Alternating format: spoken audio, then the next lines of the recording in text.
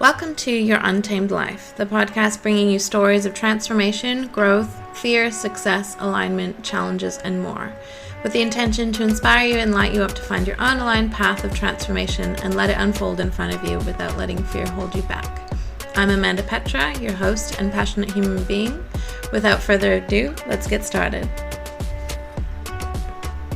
Hello and welcome to today's episode. Today we have the lovely Kerryn on. She's a book editor and coach and it was an intuitive business coach and more. And she has a great story here to tell us today about her own journey from many unaligned ways of doing business to one that is so in alignment and so completely encompasses everything she was meant to do and is meant to do. And it's just amazing to watch it unfold.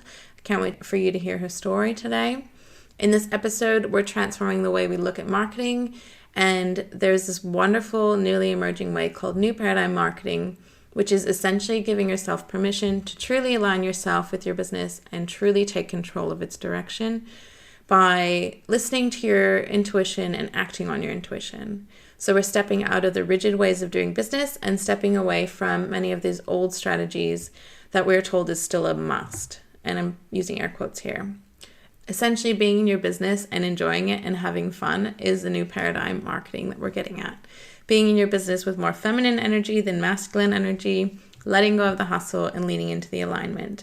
And it leading to more fun, more aligned business that lights you up, and therefore your energy is magnetizing and you start to attract more people, situations, and opportunities that are also in complete alignment. I've personally experienced this shift, so it's 100% something I'm passionate about as well. And I can't wait for you to hear Kerryn's story because it's really, really apparent in her story how the shift happens and what it magnifies.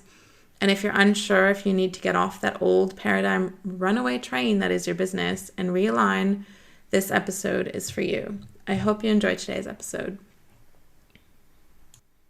Hi, Kerryn. How are you? Hi, I'm so excited to be here. Oh, me too. Your story is amazing. I can't wait to share it. And there's so much to talk about. So this is just the best. I wanted to jump right in and kind of talk about where you were before. And your story goes far back. You were in corporate for 10 years and you were doing so many things like business consulting, business processes, and software development were your project management spaces that you were in. Is that right? Yes. Yeah, absolutely. I studied my degree in IT and then went into the safe job, into the corporate safe job, because IT was the up and coming, the thing that everyone would always need. But it was funny when I did my degree because it was one of the I'm showing my age now. It was one of the first ones in actually IT back here in New Zealand. And so I did everything. We did a paper in everything from doing math in binary to doing programming and doing SQL stuff with databases, all the way through to project management papers and communication papers and stuff like that. So it was actually a really fun way to kind of get a taste of all the different jobs and aspects of being in the IT industry and to find the things that I liked doing. Needless to say, spending hours in our C++ development workshop trying to figure out where I had put a comma in the wrong place was not for me. Found zero satisfaction in that.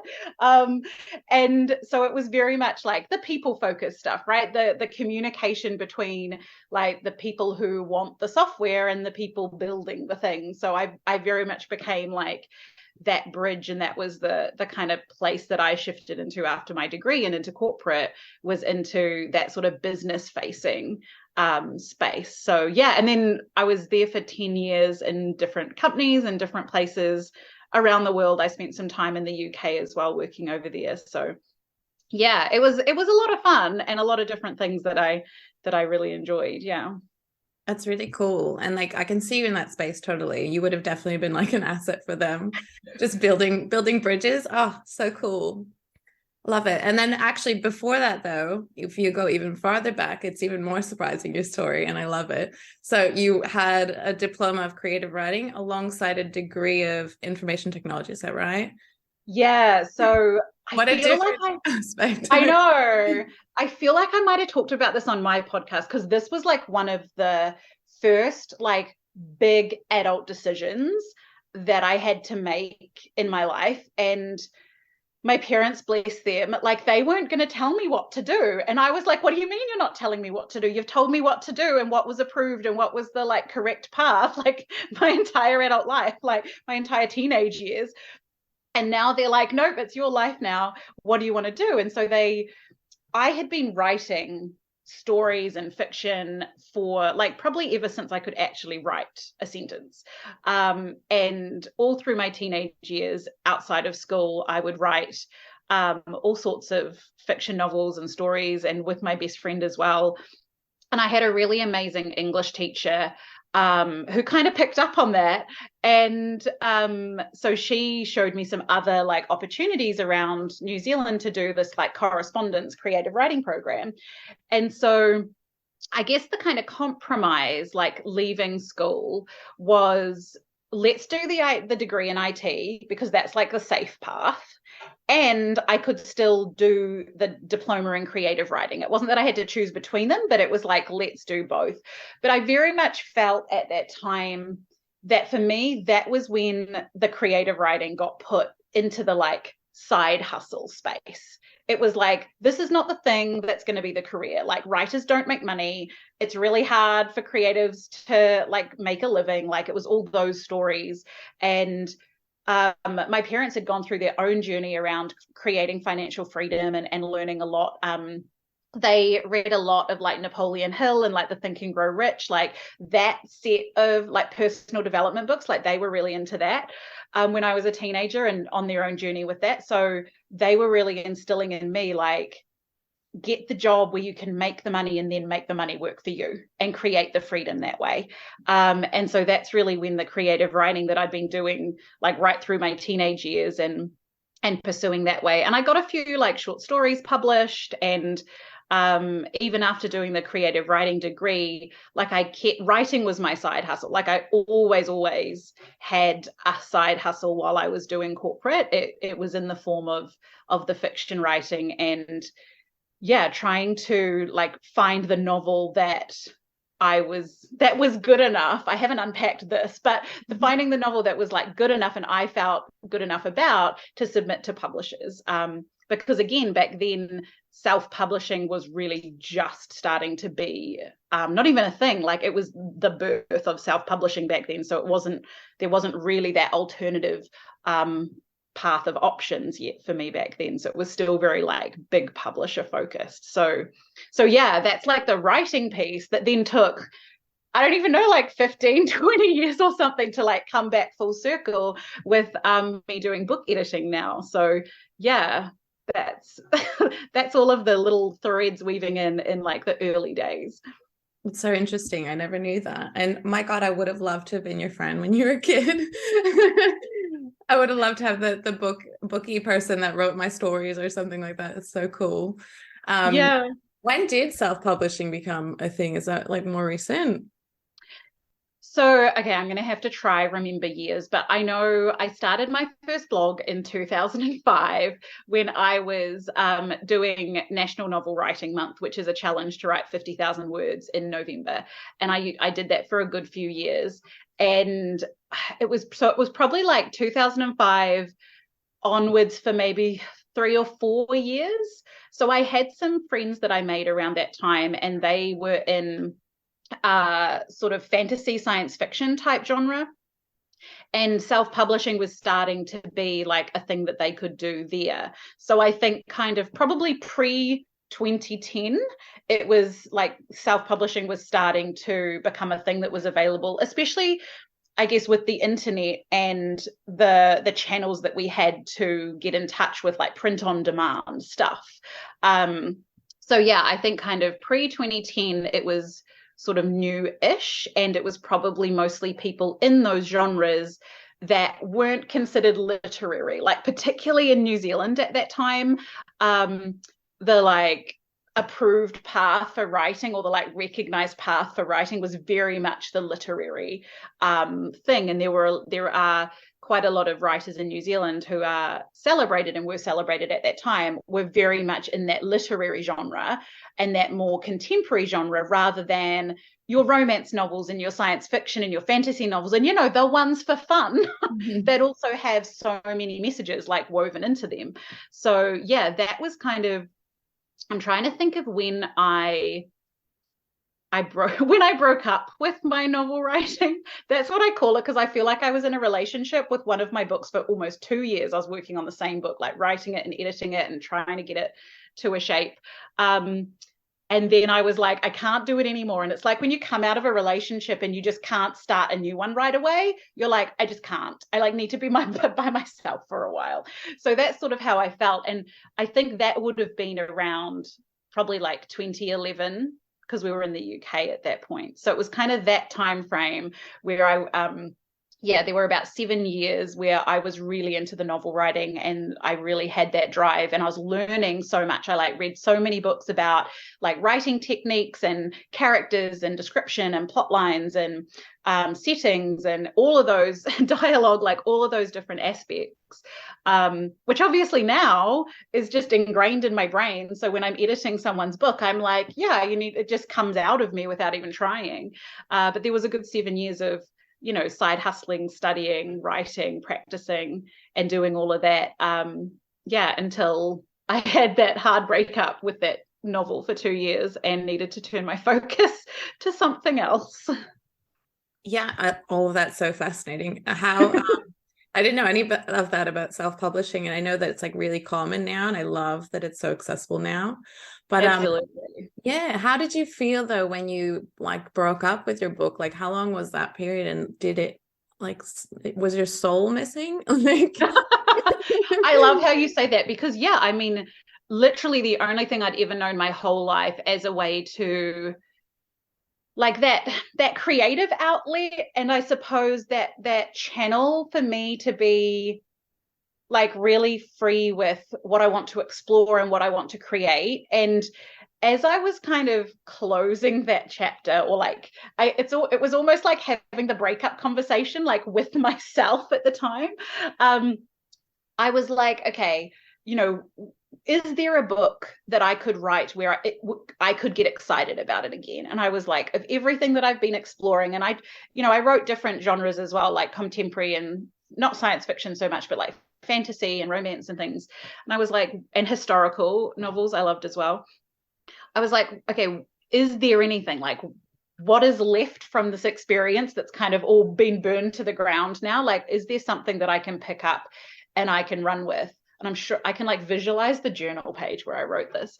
And the only thing that I could feel into that felt really exciting to me and that felt still really true was this early idea I had. It wasn't even an idea, it's only a concept. I was like, I would really love to write an epic fantasy series one day where it is good versus evil, right? It's the classic like good versus evil concept where good triumphs. And so I was like, what is it about that idea, about that concept, that is still so interesting to me, that still calls me so much? And I thought, you know, when you write a novel like that, what is actually happening? And I remember thinking, well, you know, evil begets evil, essentially. Like that's what happens, is like the people who are like in whatever the evil like pathway in a story, they seed fear and doubt into other people, which then allows for the like evil actions to come about and for them to get them on their side and all of that. And it's like, okay, I see how that happens. So I was like, how does good win kind of in that space? And I was like, it's the same thing. I'm having another realization based on like stuff I say now, because I hope you can probably already see the parallels. And I was like, well, good, as like just like evil begets evil in a story like that and influences people and stuff, good begets good. And so it's like what you do to create more good in this world or any other fiction world is you continue to instill love and hope and confidence and faith and trust into people, so that then the people make choices from that place. And so you've got these two, and when I got it down to that space, I realized that I didn't have to pursue that in a fiction writing capacity. Like that was one medium through which I could explore those ideas and I could present that message essentially to the world. And then I was like, but I don't have to do it in that medium. I can take this little seed of a thing and I can turn to another medium. And so that was kind of the piece that I held onto and I guess took forward with me. And I'm not sure, there was a lot of relief. I think I should have like let go of that novel probably a year prior, like knowing what I know now about following my intuition and being in alignment and how much I like stuck to it because I was committed. Yeah, I'm like, I bet I could have saved like a year of my life on that. So there wasn't any, so I took, I think, talking about, what you said about, was there that emptiness or gap in your soul? I was like, I think I found the piece that was still there, and I was able to take that then forward, looking like, okay, I got this piece, I've got me. Where do we kind of go from here? I just love how you put all of that. Wow. Just hit my heart like so much. Wow. Okay. So that led you, I'm assuming, into the intuitive coaching space. Is that where that piece ended up leading you? I'm so glad that it stayed with you because it's just so powerful. Yeah, and I think that's the best I've ever explained it too, which is so fun about doing interviews and stuff, like because you can repeat those things and you just explain it better and better. Yeah. No, it is. And ultimately what I realized was it's not just a story, is it? Like that concept is what's playing out in our real life, in our real world right now. So yeah, that's what I took and what led me into online business. So my husband and I were living in the UK, and I still had my like corporate job. But I always had a side hustle, because I always had that pursuit of freedom, right? Like I knew I didn't want to work in a corporate job till I was 65 and retire or whatever. I was like, I'm not available for that. So I was always looking for the thing to create freedom, like on the side, and the thing I could love doing all the time too, because I was like, I'm not the sort of person who doesn't like, since I was little, I've always had that kind of burning purpose in me. And it wasn't until then that I really like got down to the detail of what it was. So that's when I turned to online business, because I guess I'd got a whiff of it from a writing perspective, like when I'd got connected in the online space and I was searching all around writers and that industry, and that was growing online. And I was like, right, people are creating businesses out of these things. There are people who are teaching writing programs and writing courses online, and that's a thing. So yeah, that's when I sort of tapped into online business, and I'd already been blogging. So I'd already seen a lot of information online about monetizing blogs. So that was kind of where I went. I took the seed of the blog writing and was like, okay, what if I write a blog taken from the seed of like good begets evil concept?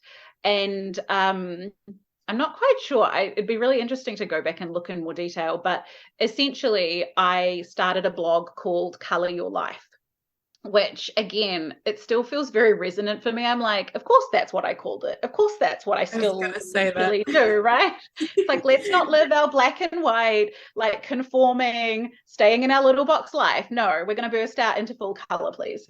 So that's what I started as a playground, really. I remember thinking, I want to still have something to keep doing and sharing, and I'm just going to try it. I'm just going to play and practice, and I'm going to learn along the way, and we will see what I can make of this, or I can see where it can take me.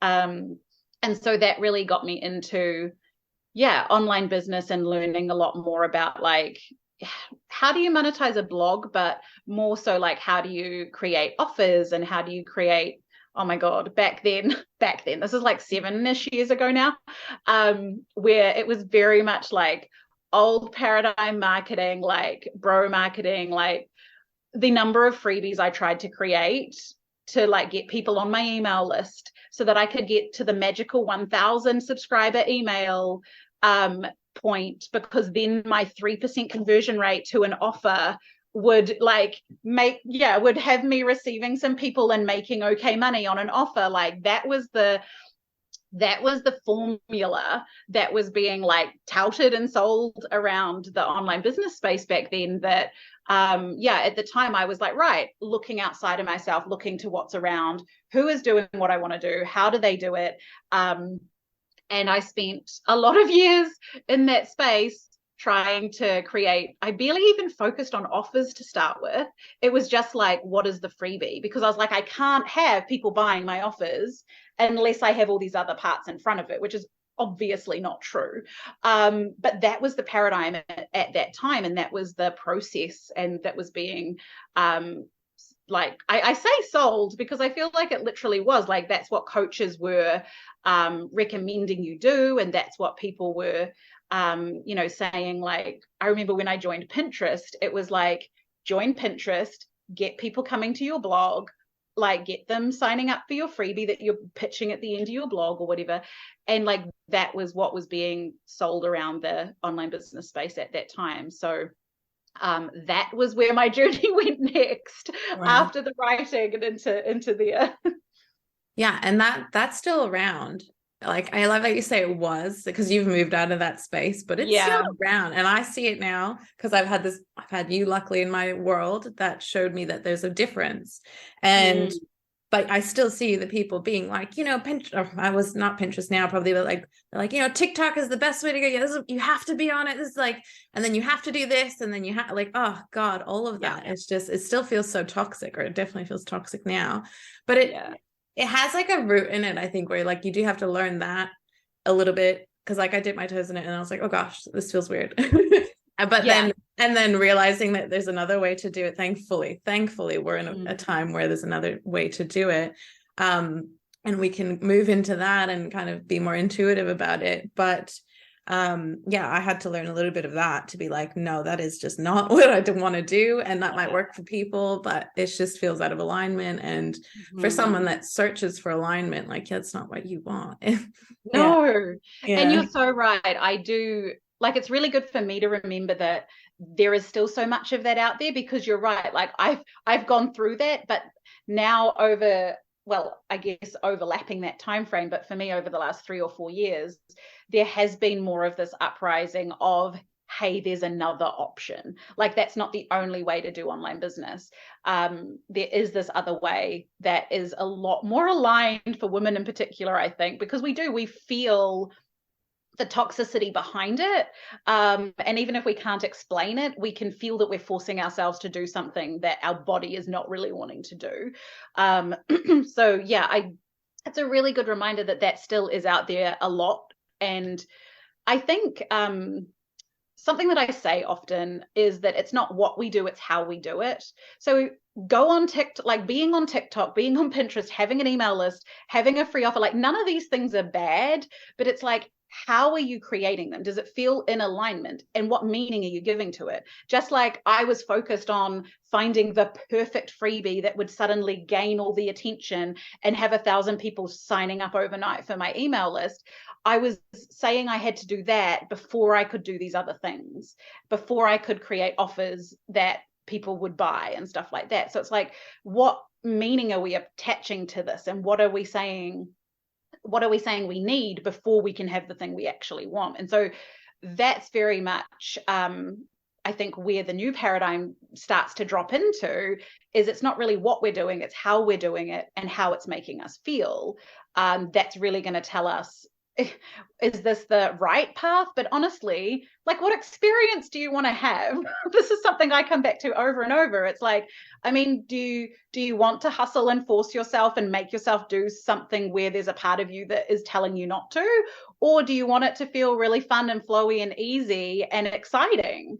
Because we have a lot more coaches and people in the online space now who have chosen this new path, and can be examples to people to say, try them out, see what works for you, find the right blend, like take what works and leave what doesn't.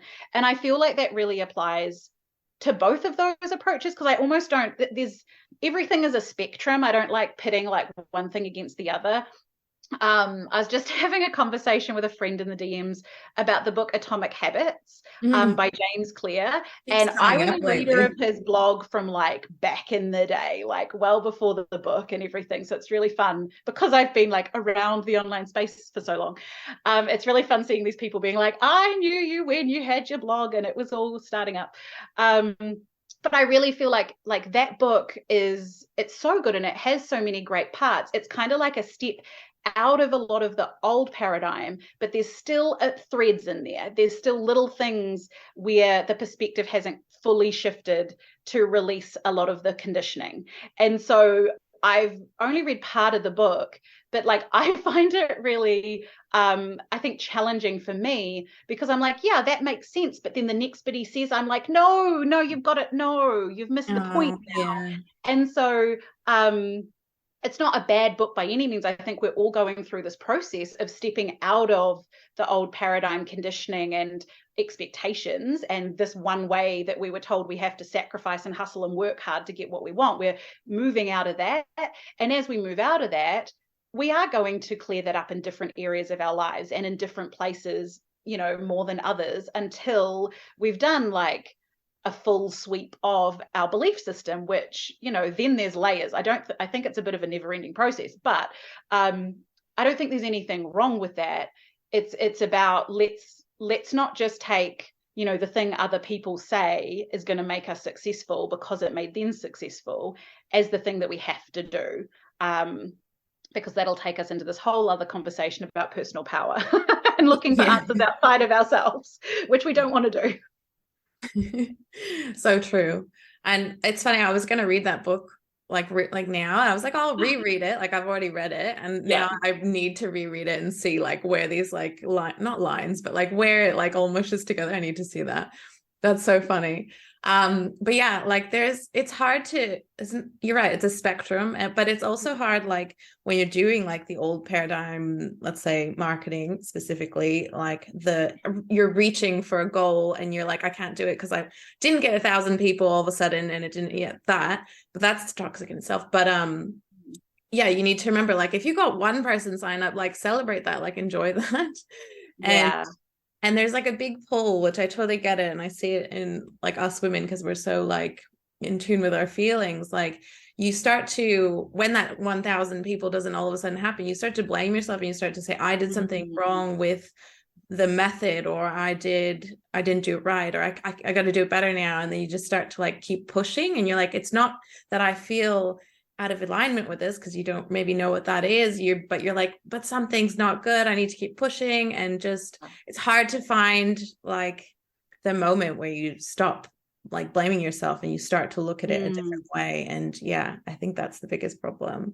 And then yeah, it takes a long time to get out of doing it that way, until someone tells you about that there's a new way to do it. And yeah, you are pushing shit uphill for a reason, like because Yeah, that's it not in feels line with like that you. for a reason. Yeah. Yeah. Yeah, it's not moving forward because for a reason. Yeah. And that Mm, just makes it so much easier when you realize that. Yeah, yeah. that does take a while to get out of. No, it took me like 4 years, 5 years so the Color Your Life blog shifted into I think I called it Adventures in Productivity as Oh the wow. first like I need to. I've talked about it in a podcast episode of mine recently. I want to put together a reel of like all my old branding because I really love seeing old people's stuff. And also I just think like all my different things are like really funny and cute. But it shifted into Adventures in Productivity when I was pregnant with my daughter and going on maternity leave. So that's when I left my corporate job. And I made the decision to go. That's kind of when the business part started. So like the Color Your Life piece was still the side hustle. It was still the like exploration and the learning, kind of in the same vein that the writing had been in. But now that I was like, okay, no, I've got this now I'm speaking as a New Zealander, so I apologize to other people in like America who have really crap maternity policies. I had this 12-month year period where my job was held open for me.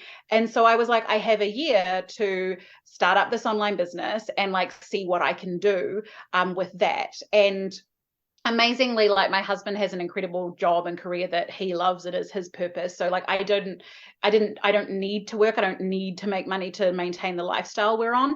But like I said, I'm not the kind of person who can do nothing. It's like I have this purpose.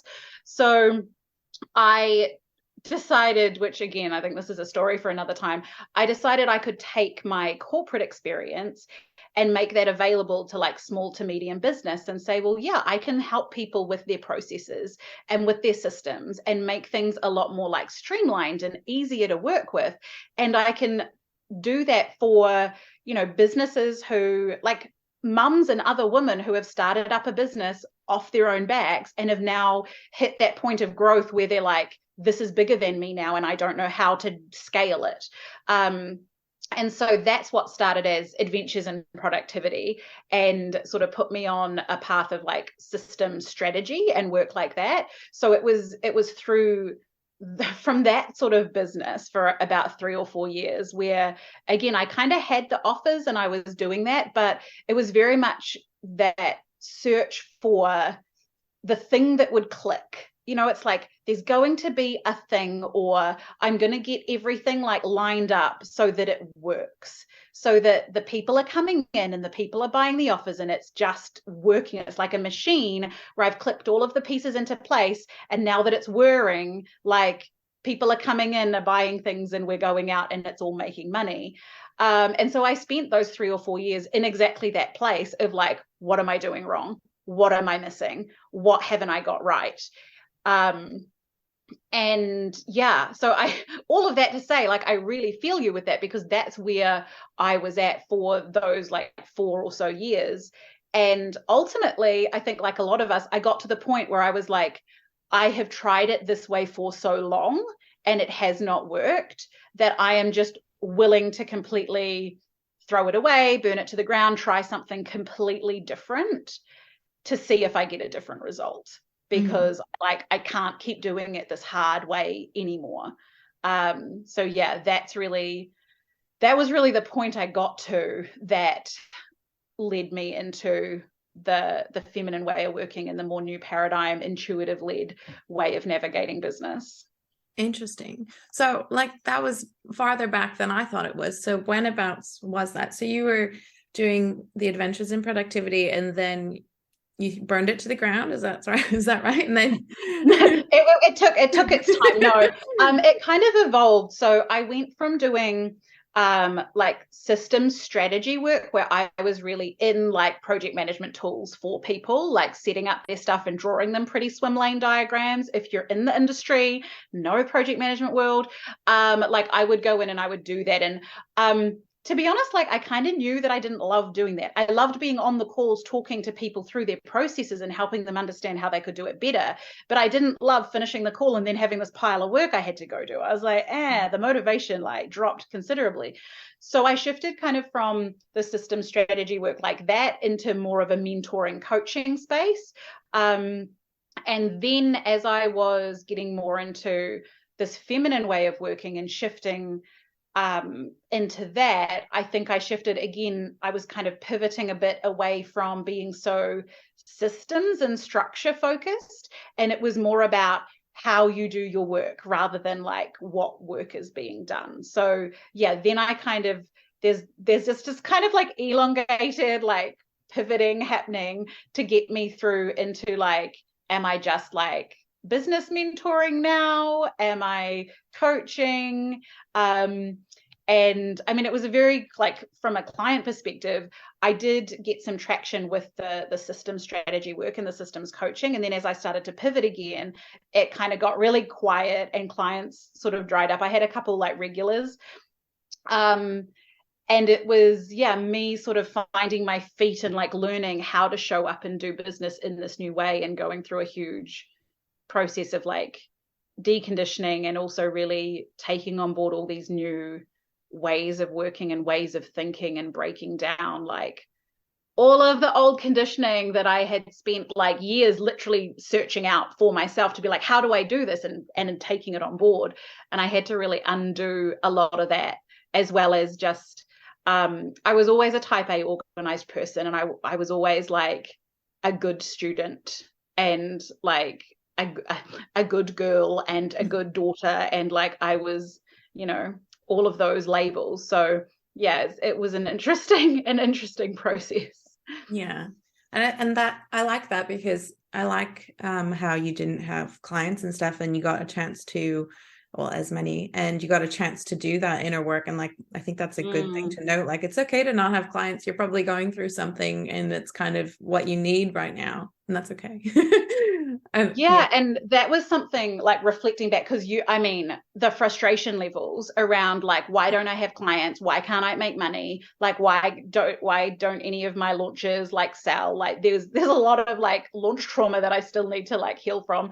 But what I realized looking back now is that whatever did work is what I would have followed. So whatever did make me money, because the money was the sign that it was working, which again, that's a little false, but it was, if one of those past offers had worked and had made me money, I would have doubled down on that path, and I wouldn't have kept exploring and kept like healing and learning and reaching for this new way of working. I would have really like veered off at that point where I was like, this is the offer making money, great, double down on what's working, like expand out here.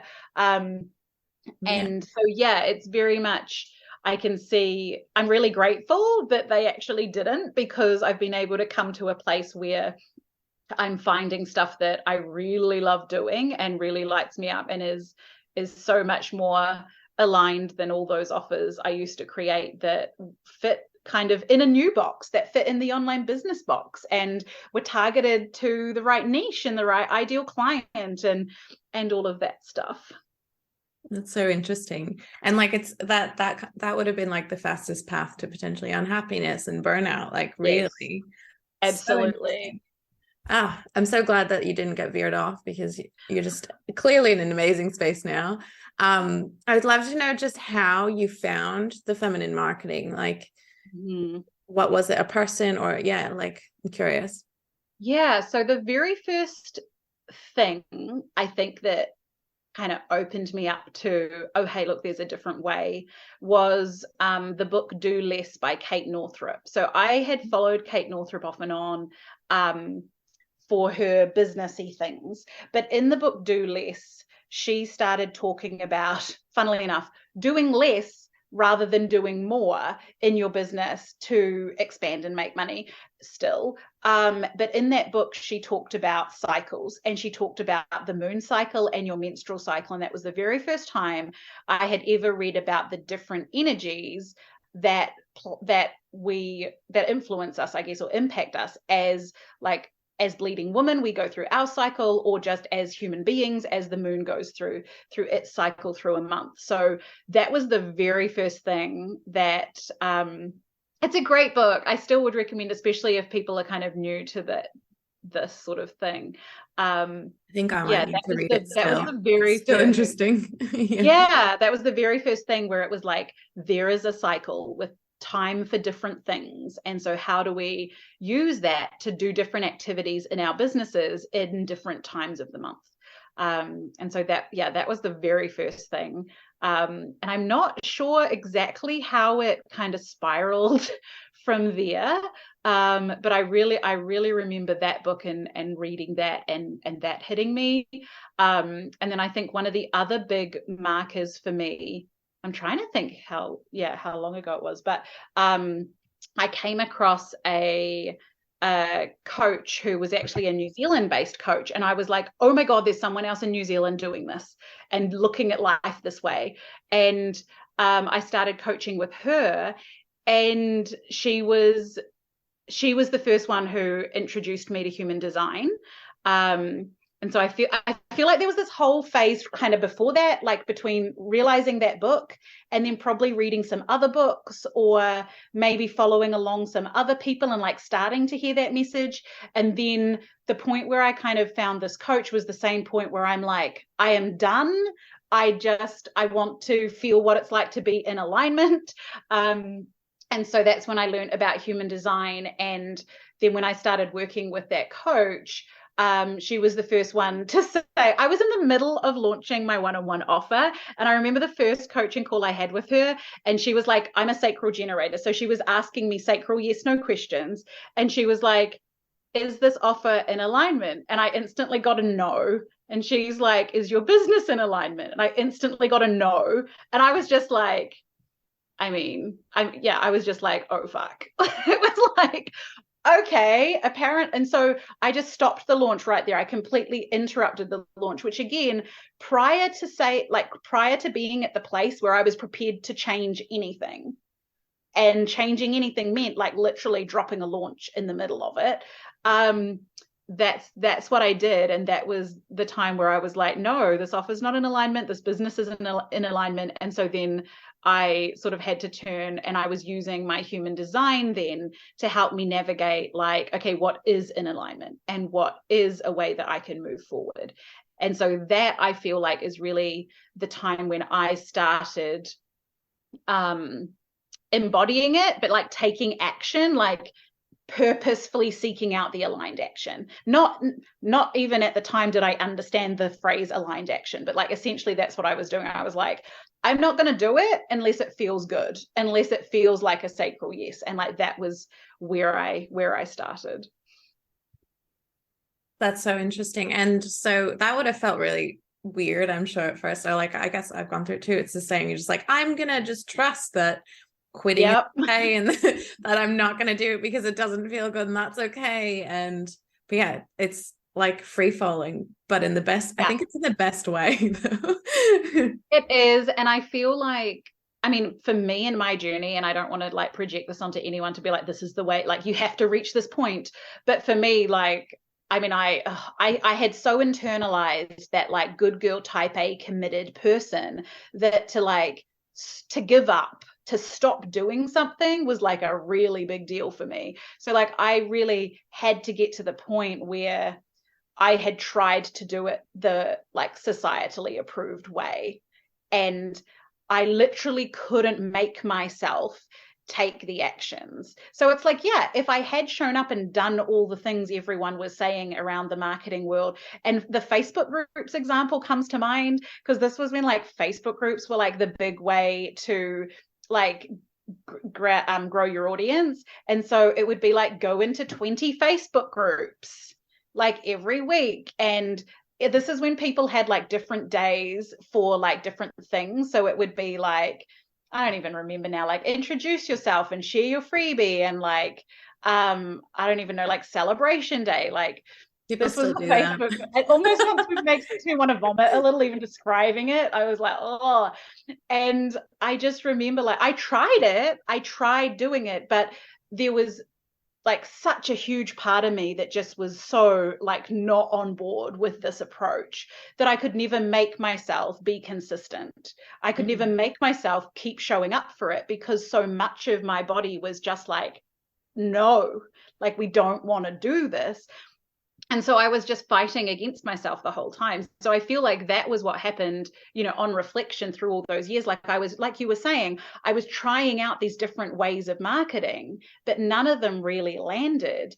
And again, I don't think it was what I was doing, it was how it was being done. It was how Facebook groups were being done. It was how people would write these blog posts into Facebook groups disguised as value posts, like trying to get people to sign up and work with you.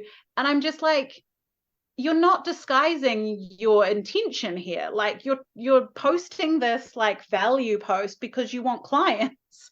And I'm like, you're not actually sharing like from a clear place of here's some value. It always had that attachment. And I'm a little proud now, actually reflecting on it now, that like I could tell and I could feel it, and I was like, this is gross. So I just couldn't. There was always a part of me fighting against that way of working.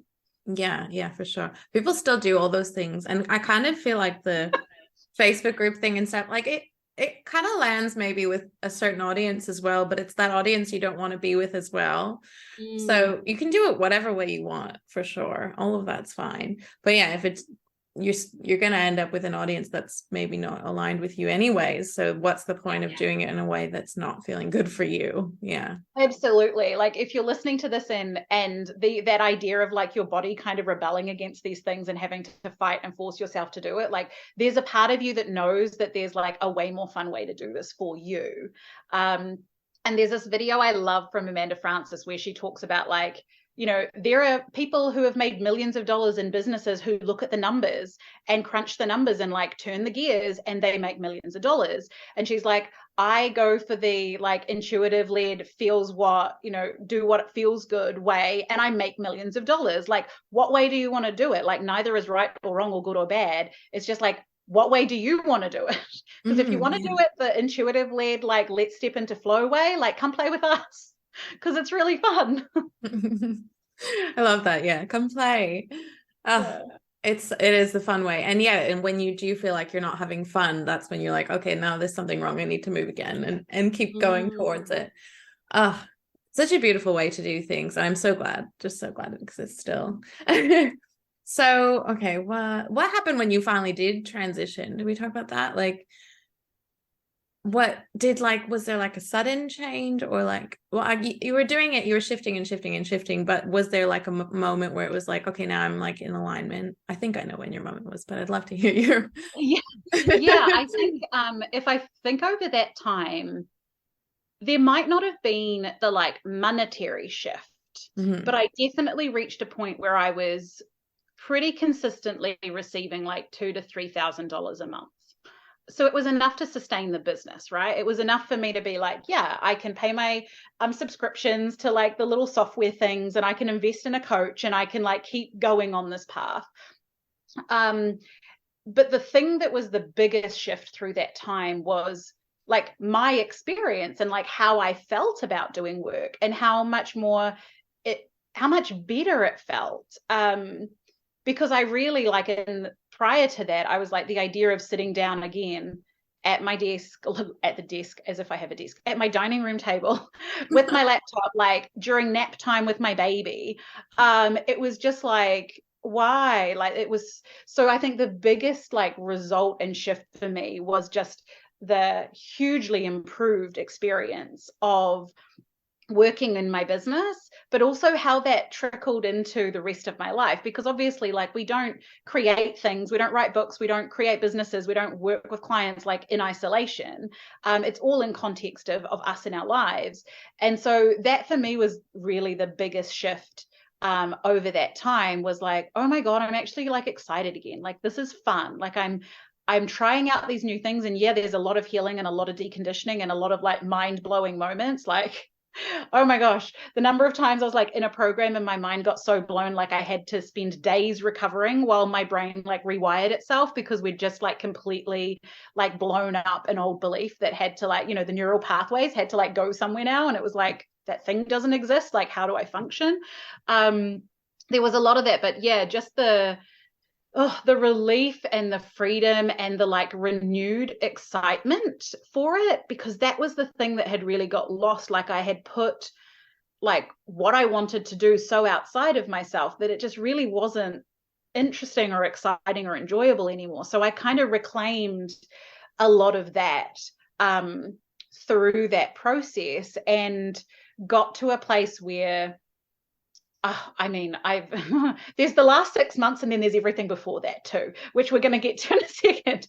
But I feel like that was really the journey I was going through from when I worked with the coach who I was like, that's not an alignment. My business isn't in alignment. What do I do? And it was like learning how to do business again and do life again from this new perspective and going through that learning, and my experience shifted. And it's really cheesy and cliche, but like you can't put a dollar value on that. And it's really about learning how it's shifting that relationship with money as well. Like even from when I was doing like the old paradigm business approach, I was still doing a lot of learning about money mindset and stuff. So I feel like, you know, redefining our relationship with money, because we have it attached to hard work and about doing more and everything, like that's such a huge part of it. But then just more recently, like that was kind of the reality that I was in. And then my friend was writing a book And then I got really excited about seeing my friend write a book, because I used to write books and it was so much fun. And I loved sitting down and just like, I could type out like, 2,000 words in an hour, because National Novel Writing Month, to get 50,000 words in the 30 days in November, you have to write 1,667 words a day. Yes, wow. I still remember that. And so my goal would be 2,000 words a day for like buffer, and like if I didn't quite make it and if I missed a day and stuff.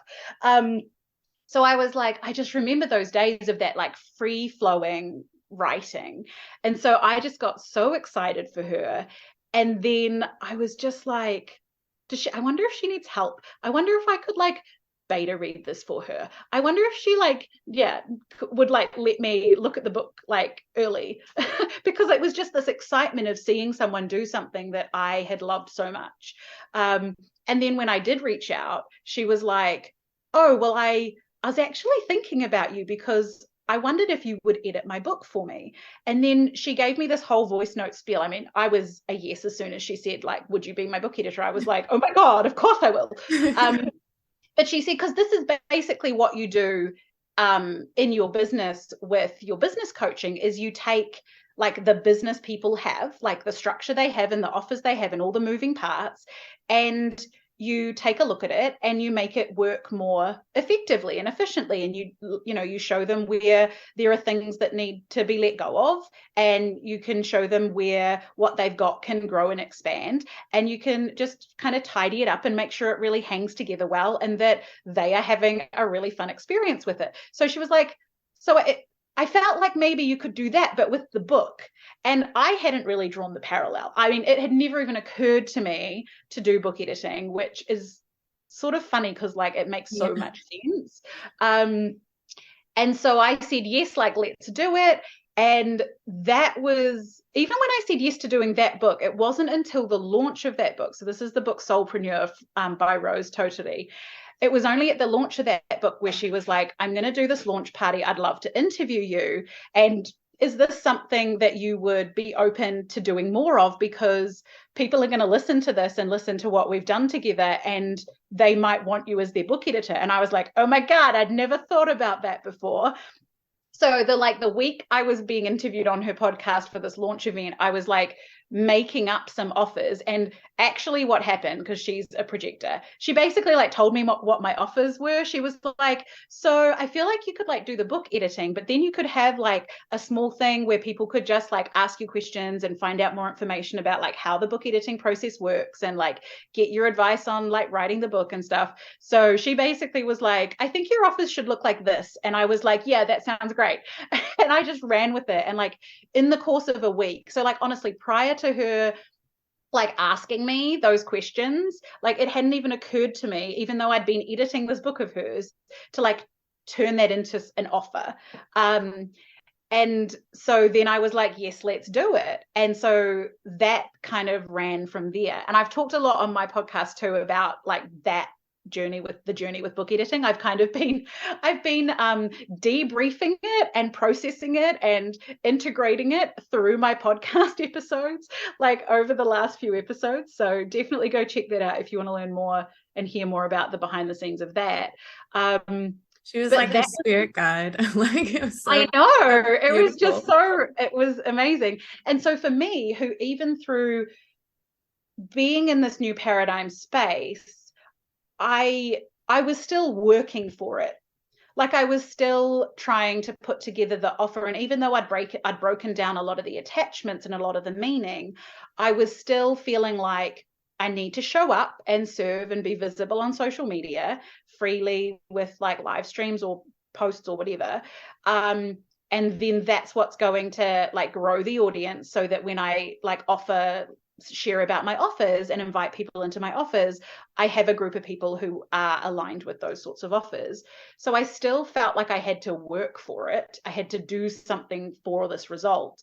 And then I got completely sideswiped by, hey, guess what? Look at this thing. This still doesn't make sense to me on a certain level. Like, look at this thing that you never even thought of, that you didn't ask for, that's completely perfect for you, that is just literally the universe is like on a silver platter, hey, do you want this? and I can just say yes and take it. Like, I don't understand how that works. Like, there's still a part of me that's processing this. And this is where the proper break from my past business happened. And I'd gone through a couple of iterations of letting stuff go, but it was the way that the book editing came about that showed me I don't have to work for stuff. If I am just operating from this place of, this is so much fun and I love it and I'm sharing about it and I want to amplify what I've got going on and I want to amplify what I want more of, essentially was what I was doing. I want to start talking in manifestation speak. But it was this example of, you don't have to work for it. You don't have to do something. It's like, yeah, I'm still showing up and being me and sharing, but not from a place of, I have to do that to grow an audience, to buy my offers. I have to create the perfect offer and make sure I communicate it properly. And then I had a couple other like book editing clients kind of manifest the same sort of way, where it was very much like, a friend of mine was telling another person in a mastermind group about my book editing, and it turned out this person was in a program with me years ago, and she was wanting to write her book, and she was just like, done. Like, this is perfect. Like, will you be my book coach? And I'm like, I'm stood in the bakery on the way to my Aspire appointment, reading this message with someone basically being, will you be my book editor? And I'm just like, is this even real? Is this even happening? Like, what is going on right now? So again, still processing, still kind of navigating it, but this is what's really shown me that this is kind of like another new phase of, this is how easy it gets to be. It's like, yeah, show up and do your thing. But I just posted this morning, working for a purpose, not a paycheck. And I was like, let's work, like, let's show up and share because we have a message, because we want people to be able to see that there's another path available. There's a different experience available to them if they want it. If they're not happy with their current experience, hey, look, there's alternatives, where we didn't really see that, especially in online business a while ago. And so it's like, let's show up and share from, because we have a purpose and a mission, not because we want to make money. And yeah, we can also make money. That doesn't negate that. But the energy behind it is so different. And the experience we have when we don't feel like we've failed because we haven't made the money out the other side. Like, okay, yes, I can show up, I can be in alignment, I can take the action. And that feels really good. But I'm still waiting for the other shoe to drop. I'm waiting for that external proof to say, but were you right or were you wrong, based on whether I make money from those actions or not. And yeah, I'm like, that doesn't feel good. Like, no, again, my coach and I just had a completely mind-blowing call yesterday that was kind of along those lines. So I don't have a lot of further insight yet on that. Still processing. But how could the money energy, like the energy of money, not come when you're in that energy yourself? Yeah, really. Exactly. And it's that kind of thing where it's like, and just to reiterate, like, I think it'll be 7 years. Well, yeah, my daughter's like 7. So it'll be 7 years that I've been like in the online business space, like deconditioning and figuring this out. And for me, like, I would see all these online coaches like hitting 100K years and then 100K months within like 2 or 3 years. And I'm like, what am I doing wrong? Like, I can see that. But there's part of me that believes that's possible. Like, why is that not coming into my reality? So I just want to share that, because for anyone else who's been at this for a while, like, it's okay. We're on our own journeys. It's for a reason. But it can be really tough when those years kind of add up. But like you're saying, I wouldn't want it to have like clicked with the money any earlier, because I wouldn't have been able to get here. And I wouldn't have been able to be stepping into this next phase of like, oh, I can lead from that purpose and show up, and I don't have to like do the work to make the money. Like, that's not what has to be connected. That's not what has to have the meaning and be true. Yeah, and you can scale, but in a more beautiful way. And you didn't have to scale in that yuck way. So just because it doesn't matter how long the journey is, it is hard. You see that the numbers add up, like the years or the time, but like everything that you've went through got you to this moment. So you just have to keep keep getting it. Keep getting it wrong, keep getting it right, and then eventually you'll get there. Yeah. Yeah. Do you And have like, any? like Yeah, go sorry, ahead. like Sorry. getting it wrong can be really helpful too. I mean, oh my God, the number of lessons I have got and how good I am at making aligned decisions now has come from a lot of wrong decisions. I just like preface that. But yeah, something that helped me with the like time frame when I'm like, this is my 5th year, this is my 6th year, like, and it isn't working. I haven't hit 100K year yet, and I'm like 6 years in, like, what the hell? Because we've got all that conditioning of you can do it in 1 and you can do it in 9 months and whatever else. When I brought it back to like, if it all started happening today, would it matter that if it's taken 7 years? And of course it wouldn't. Like, if it all started, all we want is for it to start happening now, and we are always in the moment of now.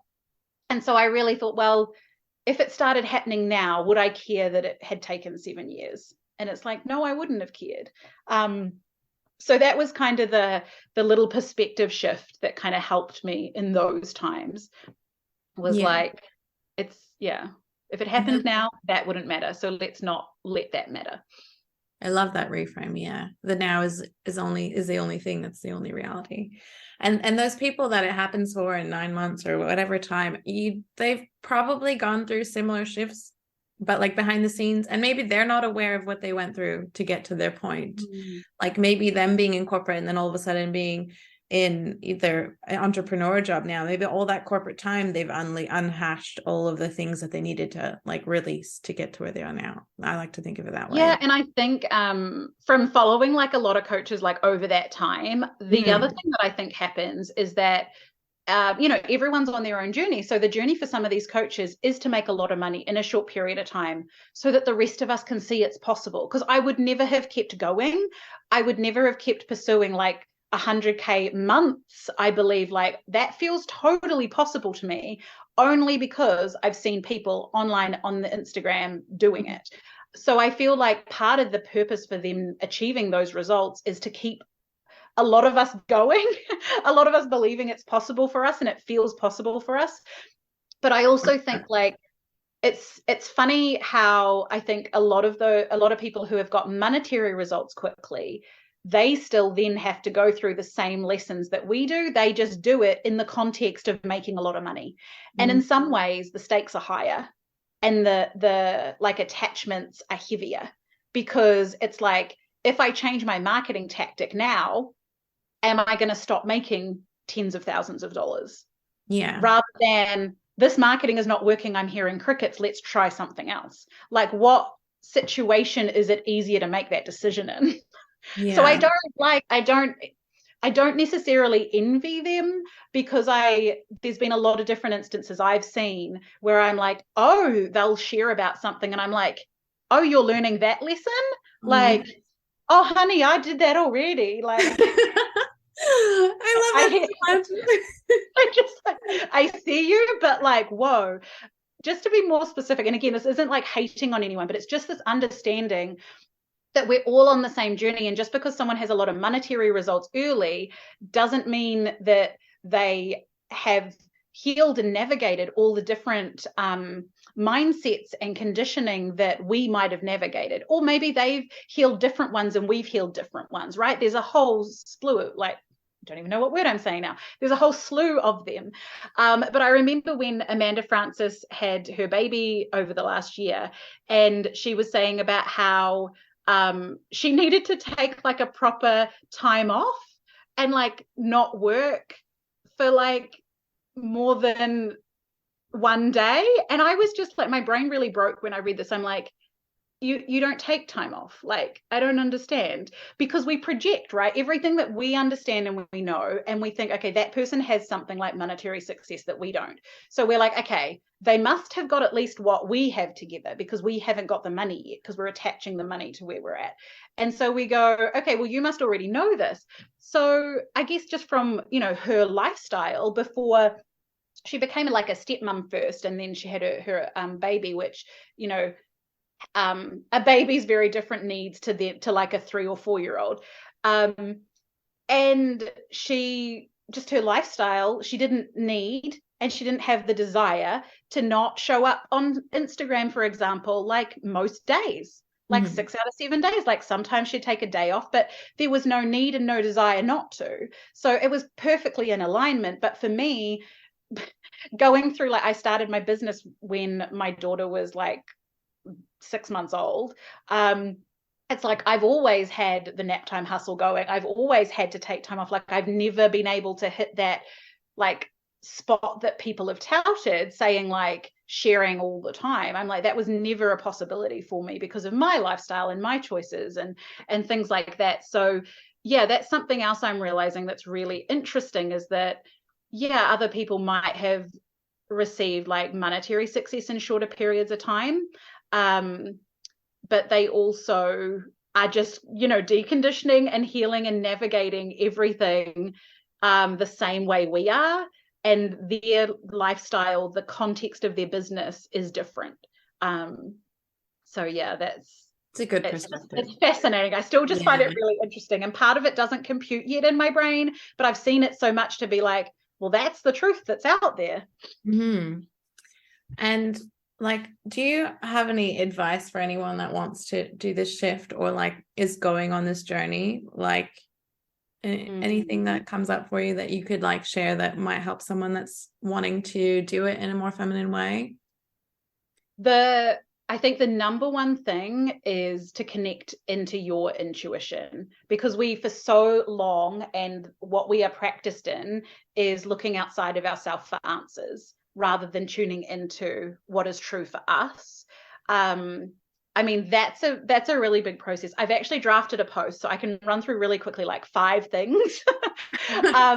5 like ways that I've connected with my intuition that have really helped me. Let's see if I can remember them all. Like I said, human design is a really great one, because if you just learn like your strategy and your authority, that is like a conscious human brain really likes that structure.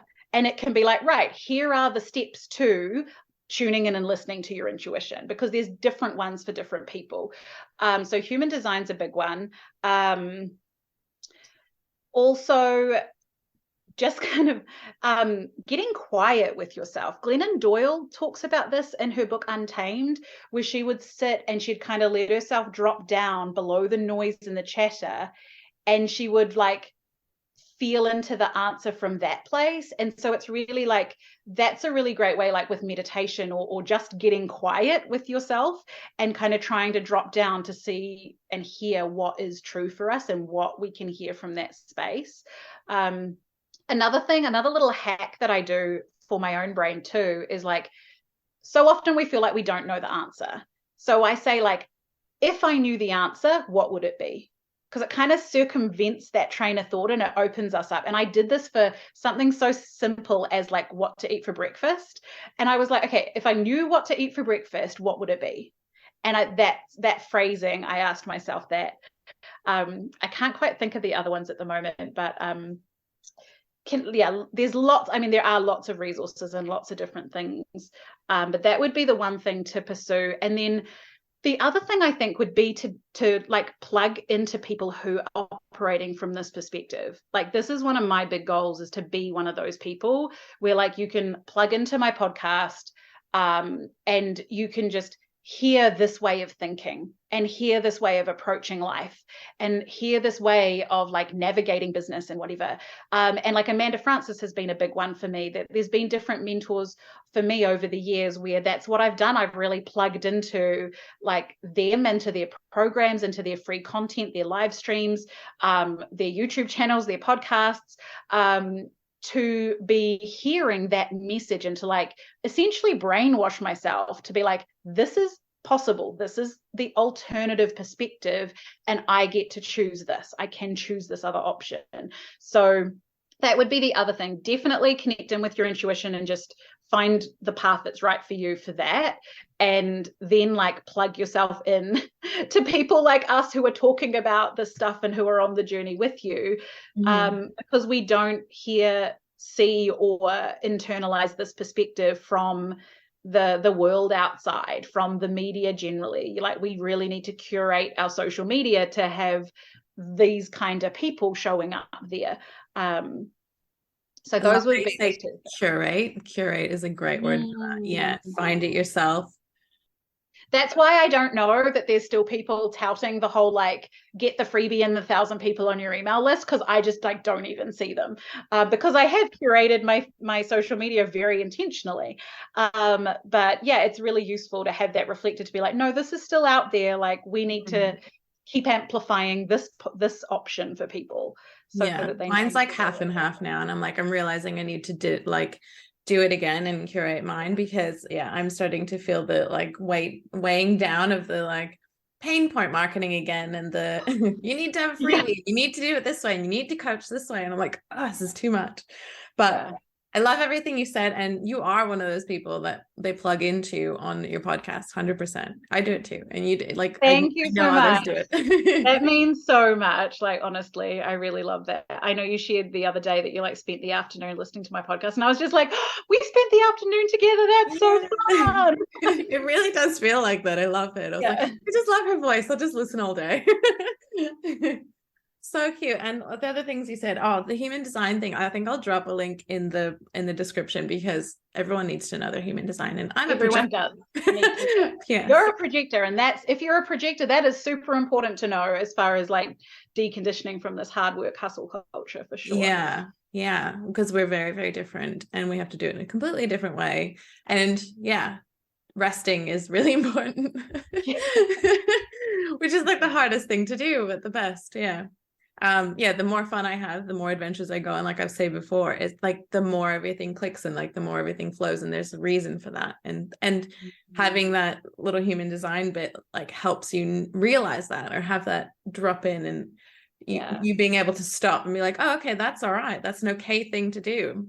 And I feel like it really gives you that permission slip. Like it's really hard early on to feel like doing it a different way is okay. And so I feel like that's what human design does, is it gives you that permission slip to be like, no, that's totally fine. Of course you need to do that. Sorry, that's my kindy alarm saying I need to wrap up now and go get my children. No, that's all right. Okay, so that's everything then. You shared so much, and I think that there's like such a great takeaway here for everyone. So just where can people find you on the internet, I guess, and do you have any upcoming offers? Any people that need a book edited, call my friend here. Absolutely. You can find me on Instagram at Kerryn Hewson, and you can find the podcast as well. It's called Birthing Your Book. I say it's called that at the moment. This is like the third title and branding, and I can already feel another evolution coming. So, but every episode on there, like, doesn't matter what sort of season or evolution I was in the book, in the journey, is really, really great. And I love them. So those would be, the two best places. And as far as offers, book editing, I do have a space open near the end, like near the second half of 2023. But I also have a clarity week at the moment, which is a week of voice messaging and coaching with me. It's like Monday through Thursday, and then you have some integration over the weekend, and then we do like a wrap up the following Monday, which is really, really fun. And so that's 444 New Zealand dollars. So that's my sort of opening offer for 2023. Now that the kids have gone back to school this week and I'm back into things, I'm like, okay, let's lead with this. Let's keep it simple. And so I'm really excited to, meet some new people and have these kind of conversations with other people about their lives and their businesses and how they are making these kind of shifts. Yeah, it's beautiful. And I saw you put that offer out there, and I was like, oh, people get to voice message you again. It's like, oh, that's how we did it. And I just love voice messaging you so much. Yay, I know. It was so fun. It's so much together. Yeah. That was great. All right. Amazing. I will let you go pick up your kids. Thank you so much for being here. Oh, you're so welcome. It was so fun. And I don't think there's like a place. I don't think I've done an episode on my podcast or anything that's like covered sort of my story so much end to end. So I will definitely be sharing this out and referencing this going forward. I just know it. Oh, I love that. That makes me so happy and excited. Yay, get to be a part of that. Amazing. Have an amazing day, and I will see you on Instagram, honestly. You will. You absolutely will. All right. Thank you so much. Bye, love. Bye. Thank you for listening to today's episode. I hope you enjoyed Kerryn's story, and it was so much fun. I will drop in the show notes about human design and all of the ways that you can reach Kerryn, of course. If you liked today's episode, please screenshot the episode, share it to your stories on Instagram, tag me, tag Kerryn, and we would just love to hear what you thought, what was the biggest drop-in. And yeah, thanks so much. We'll love to connect with you. I do have some exciting news as well. I am launching Website Transformation 101 course first because I had an overwhelming ask for it. Everyone around me seems to have a DIY website that they desperately need help with, and I love all things transformation, so we're going down this route first. So if you want some help from a website designer and a transformation coach for your website, this is the course for you. You can drop in the show notes, jump on the waitlist. There will also be a free webinar that will be talking about all things website essentials. If you're on the waitlist, you will get notified about the webinar as well. So can't wait to see you in there. On next week's episode, we're going to have Steph from JugFit on. She will be talking everything women's health, nutrition, fitness, goal setting, and we'll be talking about her story of transformation. She's been in WBFF and everything. Last year, I saw her on stage and what a boss babe. She is amazing, and you're going to love next week's episode, so I can't wait to see you there. Thank you so much again for today. See you on next week's episode.